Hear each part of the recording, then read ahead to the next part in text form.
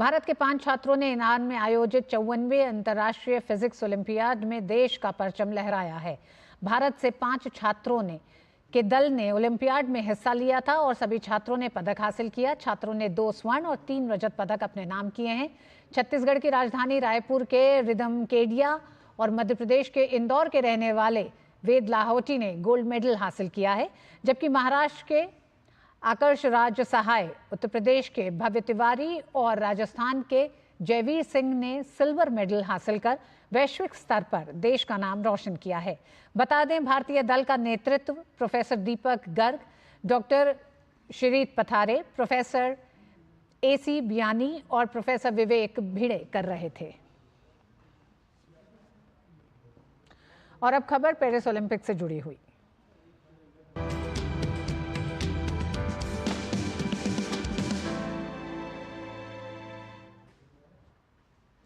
Paris Olympic में पुरुष 10 metre air rifle स्पर्धा में अर्जुन बबूता मामूली अंतर से पदक से चूक गए।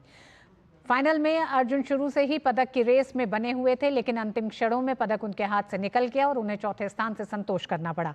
फाइनल के दौरान अर्जुन ने केवल 2 बार 10 से कम का स्कोर किया और वहीं उनके पदक न जीतने का कारण बना। अर्जुन बबूता ने फाइनल में 208.4 का स्कोर किया, जबकि स्पर्धा का स्वर्ण चीन के नाम रहा।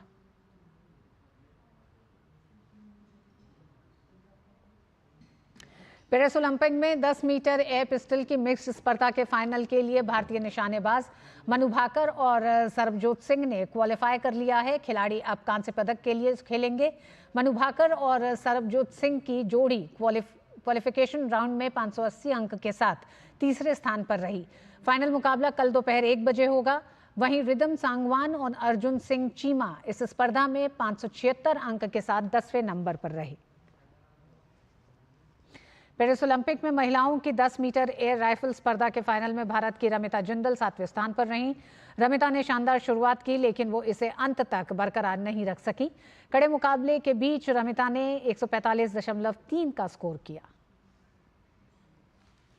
युवा मामले और खेल मंत्री डॉक्टर मनसुख मांडविया ओलंपिक के शूटिंग स्पर्धा में पदक जीतने वाली पहली महिला निशानेबाज मनु भाकर की उपलब्धि से खुश नजर आ रहे हैं। उनसे ओलंपिक में भारत की उम्मीदों और प्रतियोगिता से जुड़े अन्य मसलों पर खास बात की हमारे साथी संवाददाता तापस भट्टाचार्य ने। मेरे साथ इस वक्त मौजूद है केंद्रीय खेल मंत्री मनसुख मांडविया जी, जो बात करेंगे मनु भाकर के शानदार प्रदर्शन पे। सर, क्या परफॉर्मेंस रहा है? जो टोक्यो में जो एक हार्ट ब्रेक था, उसको मनु ने पेरिस में एक तरह से शानदार प्रदर्शन के साथ पूरे देशवासियों का दिल जीत लिया। सबसे पहले तो मैं मनु भाकर को अभिनंदन करना चाहूँगा, जिन्होंने पेरिस ओलंपिक में ब्रॉन्ज मेडल जीत के भारत का खाता खोला है, देश का गौरव बढ़ाया है। मैं उसको अभिनंदन करता हूँ जी। सबसे पहले बताइए सर, क्योंकि ये जो है मनु भाकर क्लासिक एग्जांपल है। भारत सरकार का जो टॉप्स प्रोग्राम है, खेलो इंडिया प्रोग्राम है, वहाँ से निकल के आई है और ये देखा जा रहा है कि जितने भी खिलाड़ी आए हैं पिछले कुछ सालों में, वो इसी प्रोग्राम से निकल के आ रहे हैं। स्वाभाविक है, मोदी जी ने देश में खेलों के लिए एक इकोसिस्टम क्रिएट करने के लिए खेलो इंडिया का इनिशिएटिव लिया और इस बार भी देखा होगा 900 करोड़ से अधिक का बजट भी आवंटन करा गया, ताकि देश में स्पोर्ट्स इंफ्रास्ट्रक्चर खड़ा हो।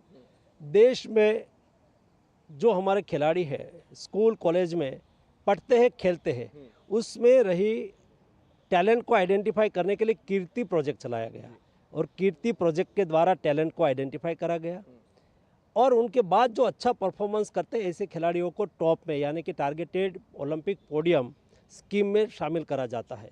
उसमें हमारे प्लेयर अच्छा परफॉर्म कर सके, उसके लिए सारी व्यवस्था की जाती है और उसको आर्थिक संसाधन की कोई कमी ना रहे।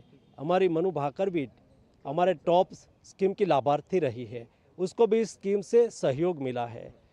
और वैसे हमारे जो 117 खिलाड़ी ओलंपिक्स में गए हैं, सभी को टॉप स्कीम से आर्थिक सहयोग मिला है, ताकि वो बेस्ट कोच रख सके, नेशनल इंटरनेशनल उसको एक्सपोजर मिले।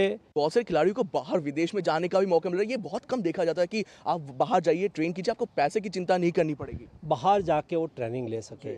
हमारे मनु भाकर भी जर्मनी और स्विट्ज़रलैंड में ट्रेनिंग लिया था। उसके पीछे भी जो आर्थिक सहयोग की आवश्यकता थी, भारत सरकार ने करा था और इसलिए ही जब वो प्रधानमंत्री जी को मिली, तब उन्होंने प्रधानमंत्री जी को कहा था कि खेलो इंडिया से मेरे जैसे कई खिलाड़ियों को बहुत सहयोग मिला है। एक्सपोजर मिला है और प्रधानमंत्री जी को थैंक यू भी कहा था। सर, प्रधानमंत्री से आपने बात की, प्रधानमंत्री ने कल उनको फ़ोन भी किया। एक मतलब शायद ये बहुत ही कम जगह पे देखने को मिलता है कि प्रधानमंत्री खुद जो विनर है उनको फ़ोन करके बधाई देते हैं। कल प्रधानमंत्री जी ने स्वयं, जब मनु भाकर ने ब्रॉन्ज मेडल जीता तो स्वयं ने उसके साथ बातचीत करी, उसको प्रोत्साहित करा। यही बताते हैं कि मोदी जी की खेलों के प्रति कितनी प्राथमिकता है।